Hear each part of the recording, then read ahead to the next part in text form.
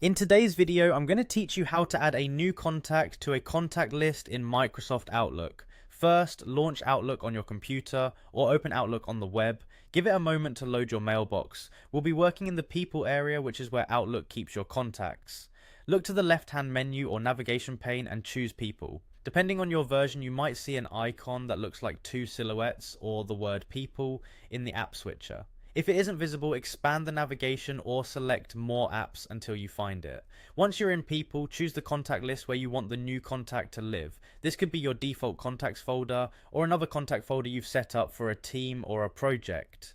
Taking a second to select the right list now ensures the contact is saved in the correct place and syncs to the account you expect, especially if you manage multiple mailboxes. Now, create the new contact. Look for the option labeled Add a Contact. In some Outlook layouts, this might appear as New Contact or simply New. Click it to open a blank contact form. Fill in the contact details carefully. Start with their name and primary email address, since those are most important for sending messages and scheduling meetings. Add a company, job title, and phone numbers if you have them. You can include a photo for quick visual recognition, and use the notes area to capture context, like how you met or what they prefer to be contacted about. If you work across time zones, adding their location can help you avoid reaching out at inconvenient hours.